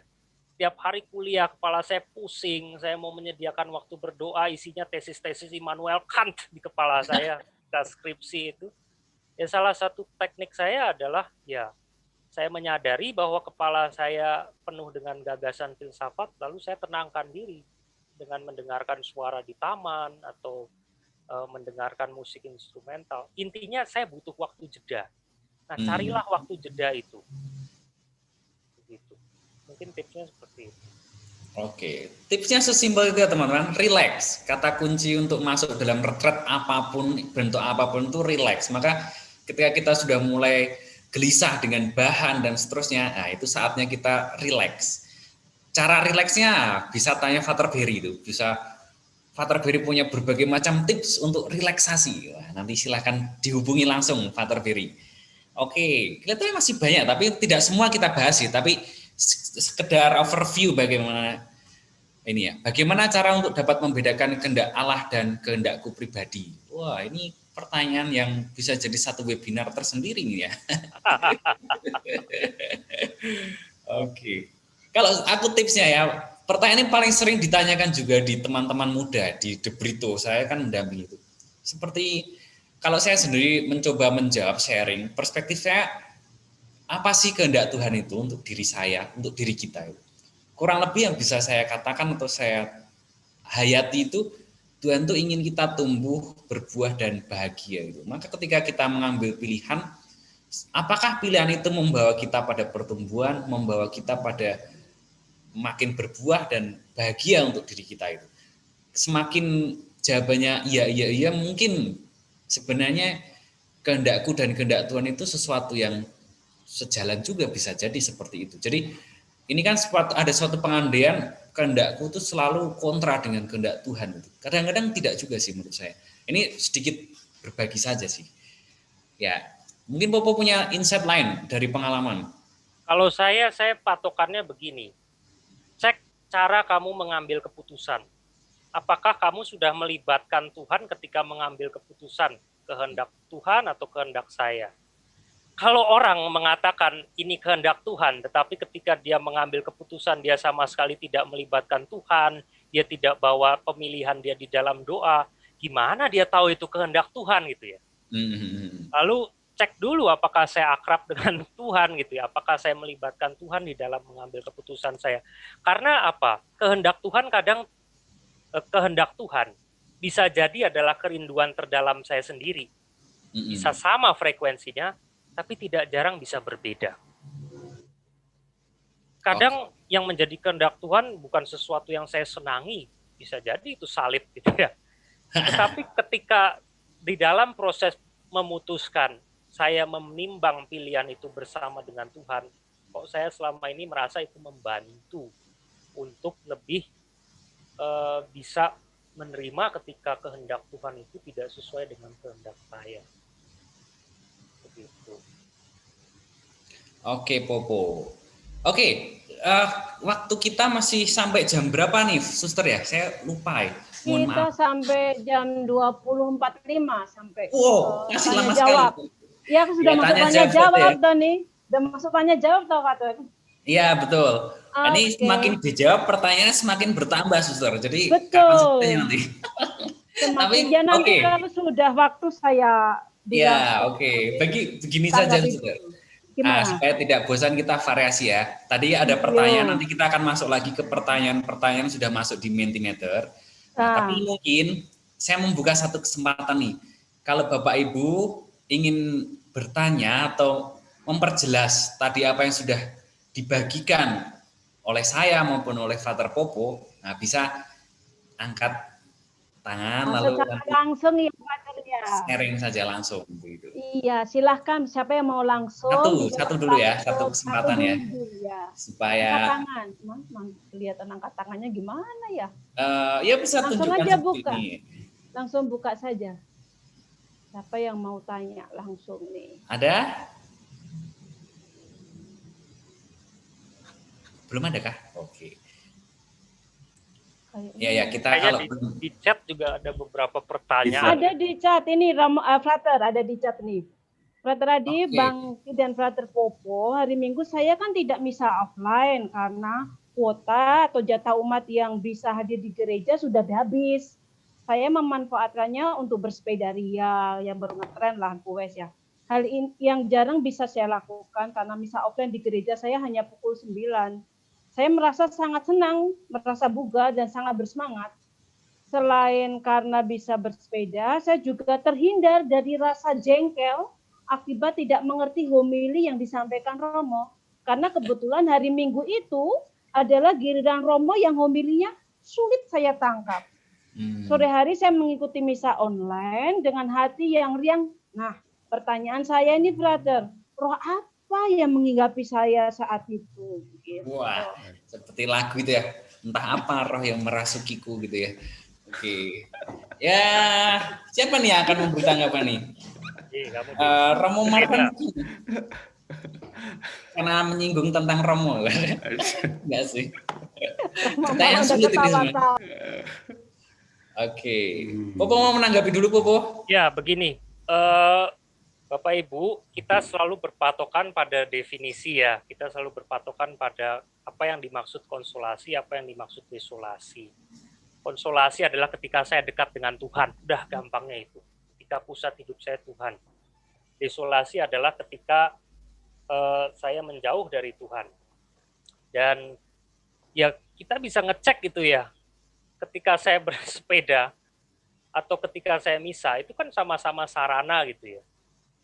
Maka apa yang membuat Anda dekat dengan Tuhan gitu ya? Apakah dengan bersepeda Anda merasa lebih dekat dengan Tuhan, ataukah itu suatu pelarian dari sesuatu, ataukah tidak juga? Apakah ketika misa Anda merasa dekat dengan Tuhan, ataukah itu malah membuat Anda desolasi? Tapi prinsipnya begini, jangan cepat-cepat menspiritualkan hal-hal yang fisik gitu ya. Ya kalau sepeda kita butuh waktu rileks ya silakan gitu ya. Jangan sedikit-sedikit mengatakan ini roh baik, ini roh jahat gitu ya. Menurut saya ada saatnya kita bisa mengatakan itu, ada saatnya juga ya life goes on gitu ya. Tidak melulu saya dikuasai oleh roh-roh itu meskipun ada gitu. Tapi saya masih bisa punya ruang bebas. Bagi saya kalau dengan bersepeda dulu lalu mencari misa online yang lebih efektif ya, kalau itu membuat Bapak atau Ibu merasa lebih dekat dengan Tuhan, why not? Itu kan tanda konsolasi. Ketimbang misa dipaksakan pada satu tempat, lalu malah jadi beban pikiran, malah jadi misuh dan sambat gitu ya terhadap romo yang kurang berkenan gitu ya. Ya, itu bisa jadi desolasi. Pilihlah yang mendatangkan konsolasi yang membuat kita lebih dekat dengan Tuhan. Oke. Baik. Itu kurang lebih jawaban dari Frater Popo tadi Ibu yang bertanya. Apakah cukup jelas? Ya, terima kasih Frater Popo. Oh, Ibu Bernadetta Esther. Ya. Jadi intinya memang kemudian apa yang membuat kita merasa lebih happy ya Romo saat itu dan merasa bersemangat. Kemudian kita juga menjadi lebih riang begitu, Frater Popo. Karena Tuhan bekerja lewat konsolasi, Bu. Kalau wajah kita murung, kalau wajah kita tidak semangat, nah itu kan, sorry, suara saya feedback. Oke, Bu, jalan Mbak. Masuk. Oke. Kalau wajah kita murung, itu kan malah mengkhianati esensi Ekaristi itu sendiri gitu kan ya. Ekaristi kan satu ungkapan syukur. Misa itu sesuatu yang kita hayati sebagai ungkapan syukur kita, sebagai ungkapan kedekatan kita dengan Tuhan. Ya tentu butuh persiapan gitu ya. Kalau untung ini ada pandemi gitu ya. Kita punya waktu jeda, itu tadi yang saya bilang. Supaya entah kita bisa menenangkan diri, lalu kita bisa lebih menghayati Ekaristi. Kalau saya melihat cerita Ibu, saya lihat itu sebagai upaya untuk lebih menghayati Ekaristi. Go ahead, saya juga setuju dengan itu. Sip, terima kasih Popo. Ini untuk para penggoes nih kabar gembira nih sebenarnya. Makasih, ini sebetulnya banyak chat ini yang masuk pertanyaan di chat. Mumpung ini Frater Popo dan Frater Adi membuka live, membuka untuk silakan yang tadi udah nulis di chat bisa langsung tanya saja. Wah, ini memang banyak pertanyaan, saya juga bingung nih bagaimana memilihnya. Ya, siapa yang tadi sudah nulis boleh ngomong dah. Mungkin kalau saya tangkap ya dari pertanyaan-pertanyaan yang muncul ini, rasa-rasanya kita perlu lebih yang sifatnya sharing, berbagi dari pengalaman gitu ya. Mungkin ke sana. Tadi Frater Popo sudah memberikan banyak pengalaman. Mungkin saya juga akan berbagi di sini ya Bapak Ibu. Tidak langsung menjawab satu demi satu pertanyaan, tetapi kurang lebih dari contoh yang akan coba saya bagikan, juga nanti Frater Popo akan menambahkan lagi. Kami berharap ini bisa merespon, memberi jawaban juga untuk beberapa pertanyaan yang mirip gitu. Ya, ini sekaligus strategi saja sih, karena kita memang tidak mungkin bisa menanggapi satu demi satu, tapi saya harap lewat satu contoh, nanti kita bisa belajar banyak hal itu. Lewat contoh yang bisa kita analisis bersama, mungkin juga ini kan refleksi saya, lalu Bapak Ibu juga bisa memberi respon juga sebenarnya. Begitu ya, saya akan berbagi berbagi sharing juga cerita tentang pengalaman. Sebenarnya konkretnya seperti apa sih roh jahat yang menyamar menjadi malaikat itu terjadi dalam kehidupan kita gitu. Nah ini saya masuk lagi di slide saya ya. Sebentar saya masuk. Bablas nih. Nah ini kan tadi salah satu tips yang disampaikan Frater Popo tadi itu adalah mendeteksinya atau mengatasinya itu kita mencoba melihat pilihan-pilihan kita atau istilahnya train of the thoughts gitu ya. Kita menganalisa awal, tengah, akhir gitu. Nah ini saya beberapa waktu lalu sambil sharing begitu bersama Frater Popo itu muncul beberapa pengalaman saya yang dari pengalaman pribadi maupun dari pengalaman mendengarkan teman gitu ya terkait eksistensi roh jahat yang menyamar menjadi malaikat itu. Nah ini saya gambarkan seperti permainan ular tangga gitu ya. Awal, tengah, akhir dan ada eksamen ini. Eksamen ini salah satu pengalaman saya. Kerap kali yang namanya saya sendiri mengalami godaan roh baik dan roh jahat itu tidak serta-merta terjadi dalam hidup rohani, tidak serta-merta dalam konteks hidup berdoa, tapi juga pengalaman sehari-hari, kehidupan sehari-hari yang diawali dengan konsolasi. Betul seperti Frater Popo tadi. Saya kasih contoh pengalaman pertama itu yang di atas itu. Satu kali saya ya entah berdoa, entah merenung itu, dapat inspirasi bahwa saya memang harus mulai mengelola hidup menjadi lebih sehat gitu. Ya ada gerakan dalam diri saya, konsolasi, syukur atas hidup ini sehingga saya tergerak untuk hidup menjadi lebih sehat. Mengatur pola makan agar lebih bugar, bisa gue sampai nanti umur 90 tahun gitu. Ayo jangan lama-lama deh. 60 tahun lah masih bisa bersepeda gitu. Sehat itu. Maka waktu itu konsolasi yang saya alami ya, ada gerakan yang dilatar belakangi pengalaman saya berdoa, tetapi juga muncul niat untuk menjadi lebih sehat. Itu awal. Di tengah, saya merealisasikannya kan tentu saja. Ngobrol sana sini dengan teman-teman, oke, kita mulai diet. Lalu saya memulailah proses diet saya, mengurangi gorengan, dan kurang lebih berjalan 1 minggu, 2 minggu, rasanya cocok dengan badan saya. Badan saya enteng, gerakan lebih sehat gitu. Lalu sampai satu titik mungkin sudah berjalan 1 bulan lebih gitu ya. Ternyata tanpa saya sadari, saya itu mengetatkan diet saya. Awalnya yang cuma mengurangi minyak, lalu saya terobsesi real food itu ya, hanya makan makanan yang tidak dimasak itu. Ya direbus sedikit itu. Waktu itu pernah juga dengan Frater Berry gitu ya. Real food itu. Nah, dan berjalan lama itu, lalu saya punya beberapa teman yang juga sama punya concern hidup sehat gitu ya. Lalu setelah itu saya kadang-kadang share foto gitu. Wah ini makan saya itu sayur-sayuran gitu. Lalu sebenarnya mulai di sana saya mulai merasakan ada gerakan yang lain di selain hidup sehat itu tadi, tapi turun berat badan gitu.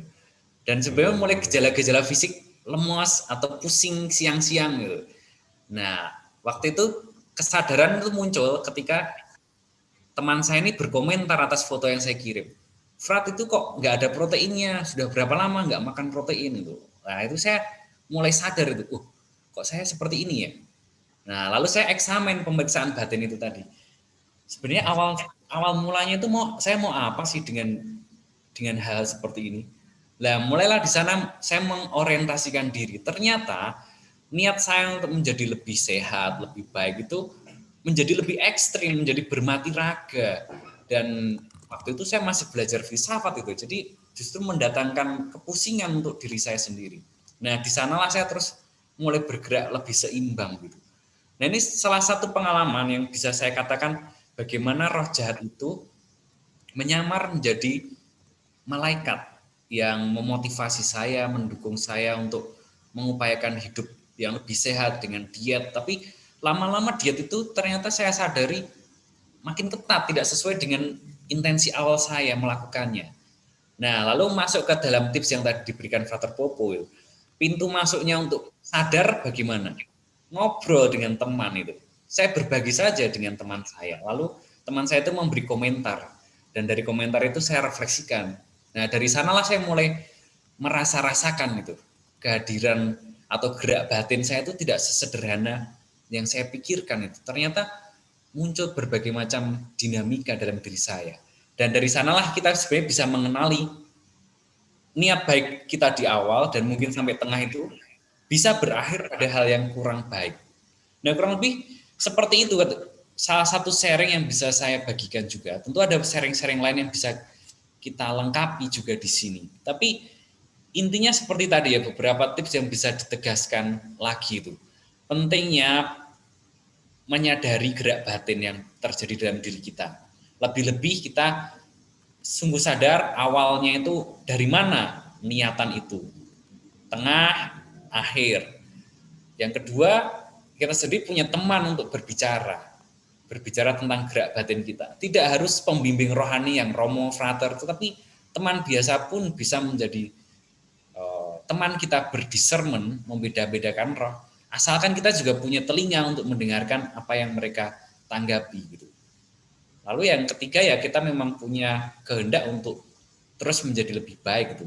Artinya bersedia mengkoreksi diri, mengkoreksi pilihan kita, mengkoreksi cara pandang kita juga kalau itu memang seperti dibutuhkan dalam situasi tertentu. Itu salah satu pengalaman yang bisa saya bagikan juga. Nah, mungkin Bapak Ibu juga punya pengalaman yang mau dibagikan, boleh juga sih sebenarnya di forum ini. Lalu kita bisa memberi komentar atau kita langsung praktek itu. Gimana sih pengalaman Bapak Ibu berjumpa dengan roh baik dan roh jahat, lalu diceritakan di sini. Nah, lalu saya dan Frater Popo atau juga Romo Marwan di sini bisa memberi komentar gitu. Ada yang mau mencoba berbagi? Atau kita lihat di Mentimeter apakah? Frater, masih ada Oh, satu ada. ini. Bagaimana, Suster? Ini ada yang share tapi nggak mau pegang mic-nya ini rupanya.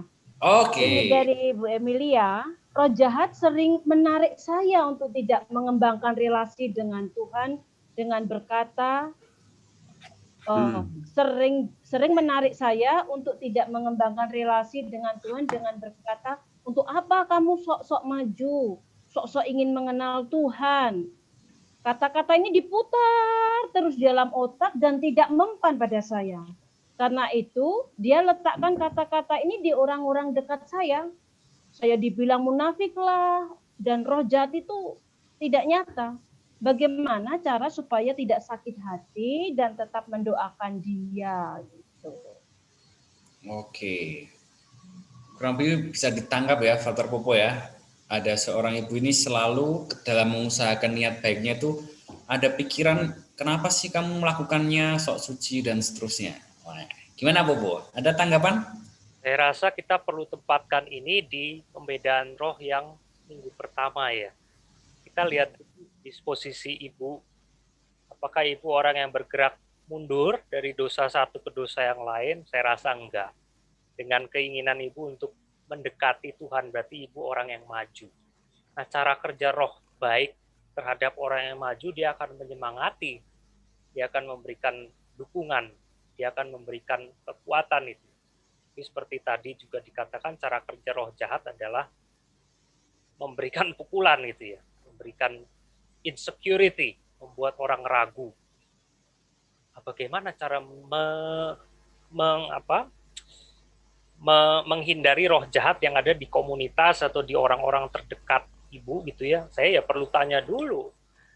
Apakah Ibu punya komunitas yang lain yang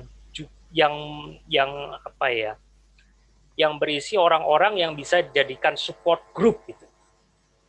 Kalau memang kita menilai satu komunitas itu terlalu toksik, terlalu berbahaya untuk kedekatan rohani saya dengan Tuhan, ya why not kita melihat alternatif lain, mencari entah itu imam, entah itu kelompok-kelompok di paroki atau di gereja yang mungkin punya kerinduan-kerinduan yang sama, tanpa kita memusuhi orang-orang yang mengatakan, yang meragukan,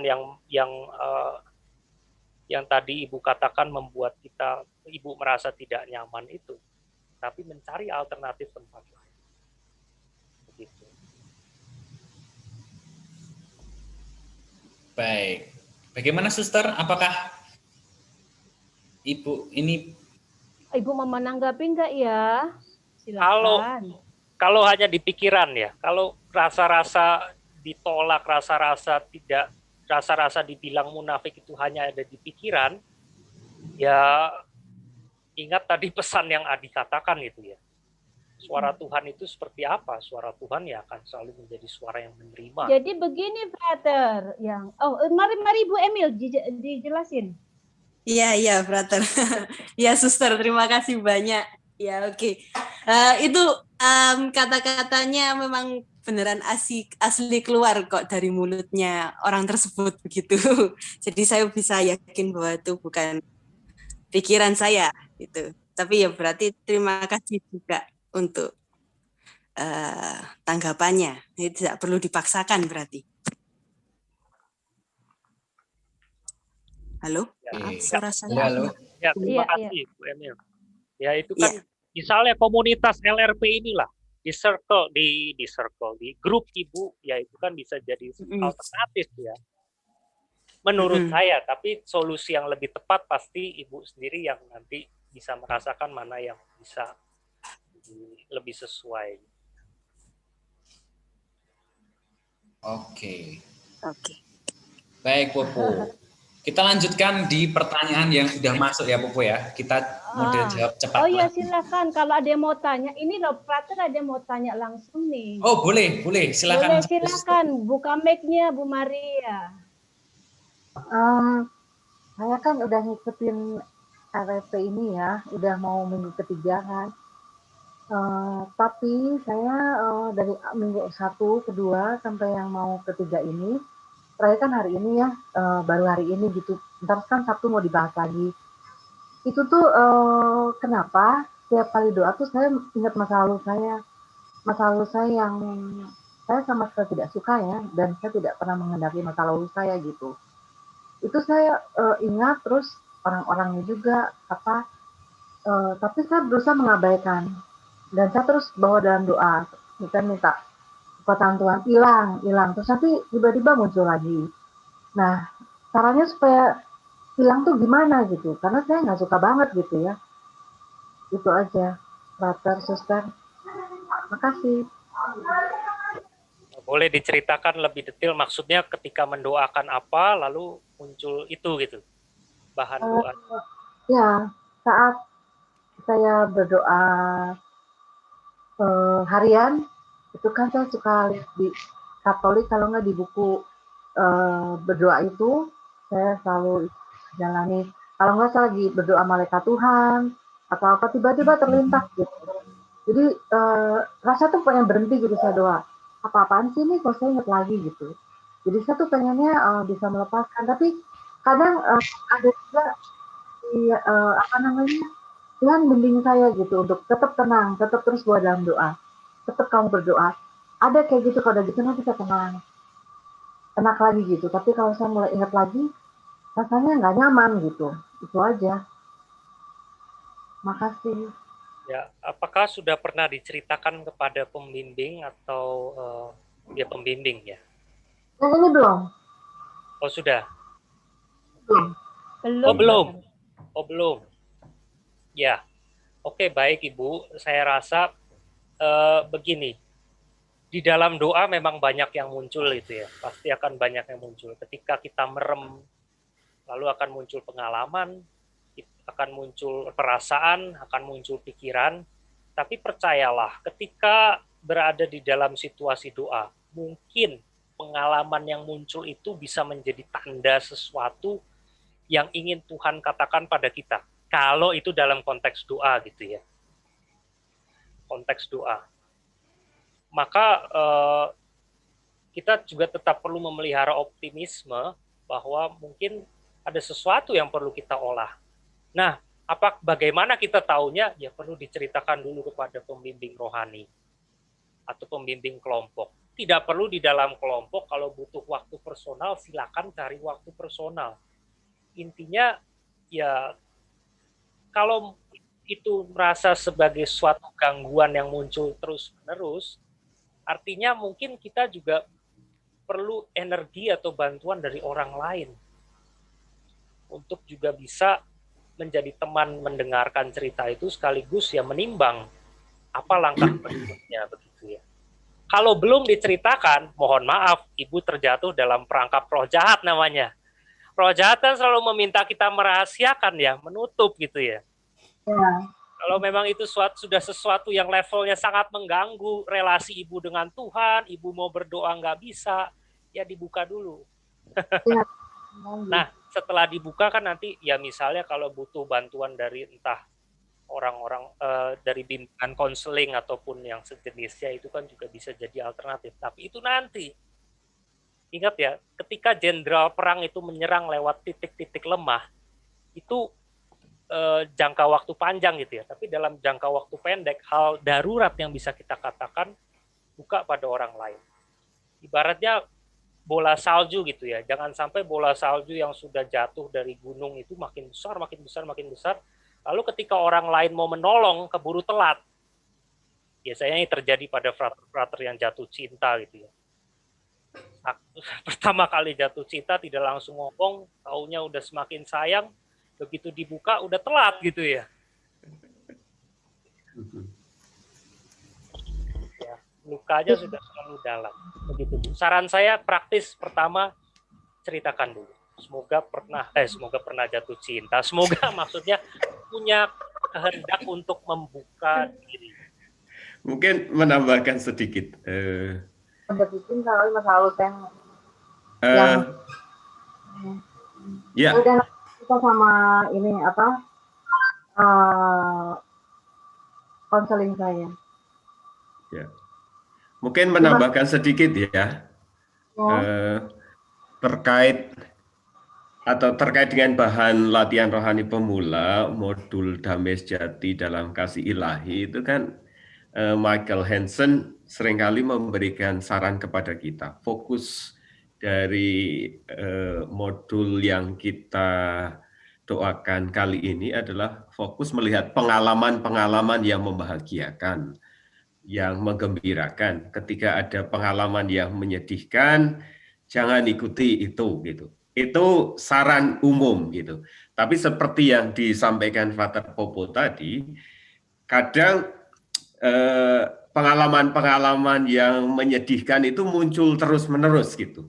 Ketika itu muncul terus-menerus, sebenarnya kita bisa bertanya juga, mungkin memang Tuhan menghendaki aku untuk berani masuk ke pengalaman itu gitu. Tetapi untuk menentukan ini saya kira memang perlu bicara dengan fasilitator atau orang lain yang lebih paham. Tetapi bisa jadi itu memang undangan dari Tuhan kepada kita untuk berani masuk ke pengalaman yang menyakitkan itu. Dan salah satu saran lain yang Michael Hansen sampaikan, ketika kita masuk atau mengingat dan berani mengunjungi lagi pengalaman masa lalu itu, kita mesti melihat pengalaman masa lalu atau mengunjungi pengalaman masa lalu itu bersama dengan Tuhan gitu. Jadi jangan mengingat pengalaman masa lalu itu atau mengunjungi itu sendirian tanpa melibatkan Tuhan. Jadi kunjungi bersama dengan Tuhan, lalu coba dalam imajinasi mungkin juga lihat dan juga cermati apa yang hendak Tuhan sampaikan itu kepadaku. Tetapi untuk mengolah ini memang perlu ada teman, fasilitator yang diajak bicara. Terima kasih. Terima kasih untuk keterbukaannya. Wah, asik ya. Kalau sudah tanya jawab, yang jawab orang yang sudah ngerti benar gitu sampai nggak terasa waktunya sudah sampai mepet-mepet ini sudah lebih gitu. Tapi terus gimana Romo? Mau terus atau sudah disudahi kalau melihat waktunya sudah habis? Ada pertanyaan yang sangat urgent Adi dari Mentimeter. Oke, boleh satu ini lagi. saja, Bobo. Satu pertanyaan yang mungkin tidak urgent, tetapi bisa menjadi closing statement dari pertemuan ini. Gitu. Ini ada satu hal yang menarik sih, Bobo. Jadi, apa sih tujuannya kurang lebih roh baik dan roh jahat itu menggodai kita? Nah, ini pertanyaan seperti ini. Apakah roh baik juga bisa menyamar menjadi roh jahat untuk menguji kita? Atau kalau saya mencoba kembangkan dari pertanyaan ini, sebenarnya mengapa sih ada roh baik dan roh jahat yang berperan sedemikian rupa dalam hidup kita itu? Apakah ada tujuannya dengan dinamika konsolasi dan desolasi itu?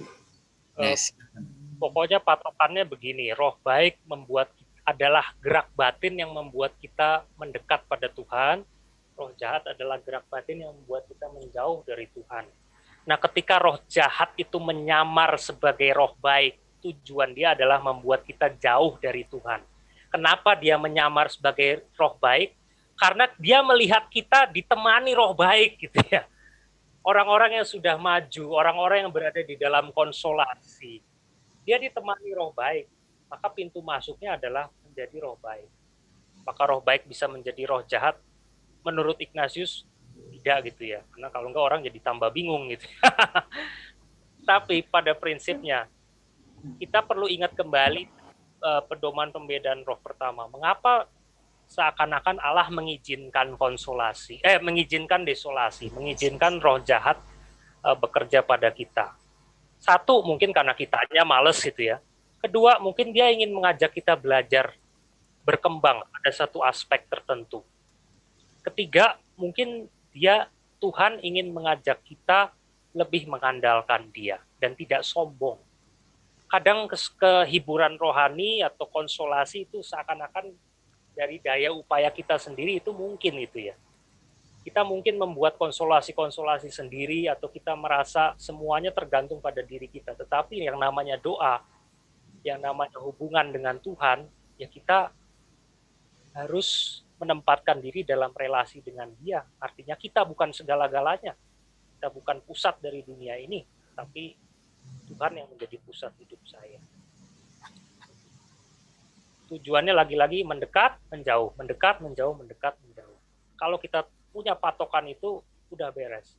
Apapun yang membuat kita jauh, itulah roh jahat.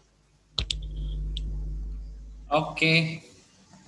Baik, Popo, untuk closing statement-nya bahwa pedomannya cukup jelas ya, roh baik itu akan membawa kita semakin dekat pada Tuhan, roh jahat dengan berbagai macam cara akan menjauhkan kita dari Tuhan.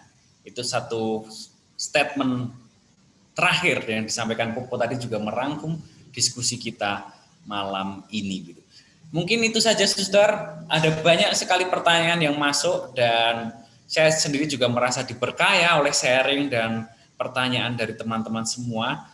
Terima kasih. Saya sendiri menjadi lebih belajar lagi. Dan kalau sepintas saya amati itu memang sebenarnya banyak teman-teman kita di sini itu mengalami godaan-godaan di minggu pertama itu. Mungkin ini catatan untuk Marwan dan fasilitator supaya lebih lagi menajamkan itu ya. Kalau saya cermati sharing-sharing yang muncul di Mentimeter itu sebenarnya nuansa-nuansa pembedaan minggu pertama itu masih kuat dibanding pedoman yang kedua ini. Kelihatannya belum banyak yang muncul secara eksplisit di sana. Tapi ini saja hal yang bisa saya dan Frater Popo bagikan di kesempatan ini. Terima kasih sekali lagi saya sampaikan. Kembalikan ke Suster. Silahkan. Terima kasih Frater Adi dan Frater Popo. Kita beri aplaus untuk mereka berdua, luar biasa dengan caranya. Dengan contoh-contoh konkret, pengalaman dari sendiri yang konkret, memberi contoh-contoh pada kita, dan pertanyaannya banyak sebetulnya. Nanti ya ini fasilitator jadi deg-degan ini. Jangan-jangan habis ini banyak pertanyaan nih.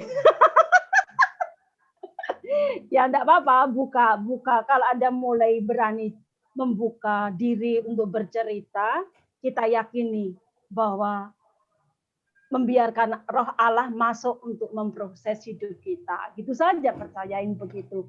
Baik, terima kasih banyak dan terima kasih atas keterlibatan para peserta semua. Mungkin nggak ada tambahan atau apa. Saya tutup dengan pantun boleh ya? Boleh. Oke. Jalan-jalan ke kota Jogja. Mantap. Lupa cicipin bakpia patuknya.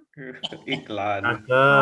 Semoga dengan webinar pedoman pembedaan roh kedua, kita makin bisa mengenali gerakannya dan semakin berpaut padanya.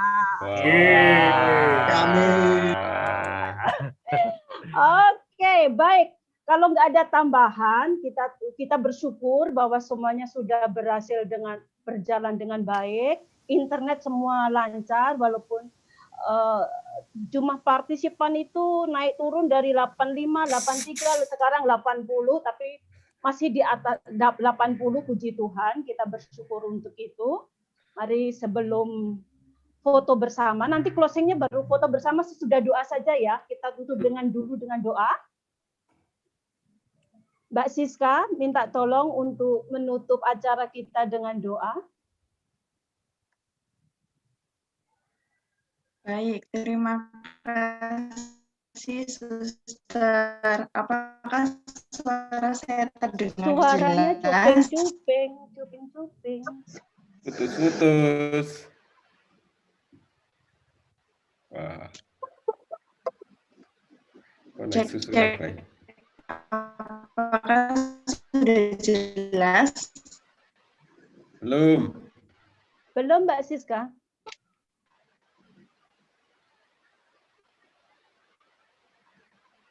Halo, apakah sudah jelas?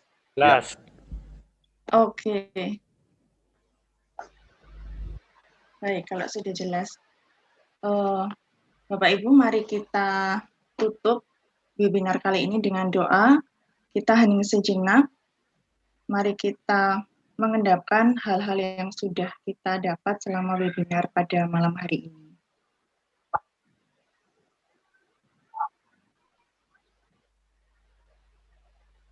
Demi nama Bapa dan Putra dan Roh Kudus. Amin. Ya Bapa, kami bersyukur atas rahmat-Mu pada hari ini kami dapat mengikuti webinar. Kami memperoleh banyak informasi baru, juga kami mendapat konfirmasi atas pengalaman-pengalaman kami, mendapatkan peneguhan atas pilihan-pilihan yang telah kami ambil selama ini. Ini kami akan melangkah lebih jauh, kami akan melanjutkan latihan rohani kami masing-masing, juga melanjutkan hidup kami. Mohon rahmat-Mu, dampingilah kami agar kami mampu untuk semakin menyadari gerak-gerik batin kami, sehingga kami mampu semakin teliti membedakan roh baik dan roh jahat yang akan menjadi panduan kami dalam mengambil keputusan-keputusan hidup kami.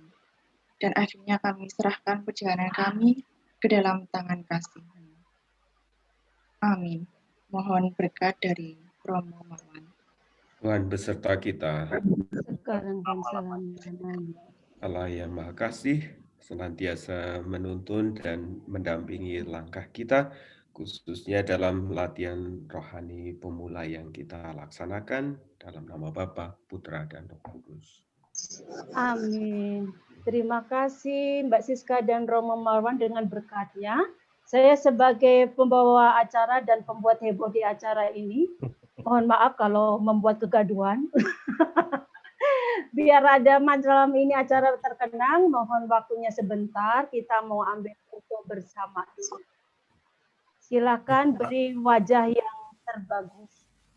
Silakan buka kamera. Dibuka. Lalu memasang wajah yang paling cakep dan ganteng dan cantik depan kamera. Siap-siap Berapa ya? kali? 4 kali. Oke, 1, 2, 3. Bentar, guys.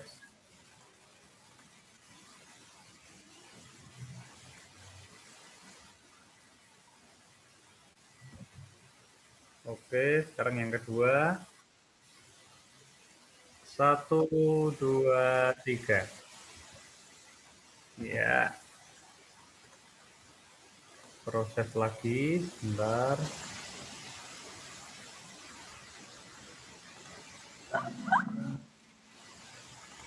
Siap-siap yang ketiga.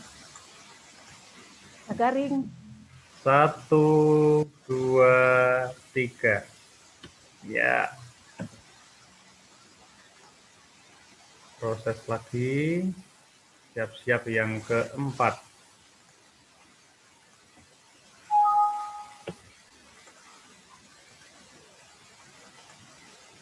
Yang keempat, 1, 2, 3. Oke, terima kasih. Terima kasih buat semuanya. Semoga semakin mantap dalam melanjutkan LRT.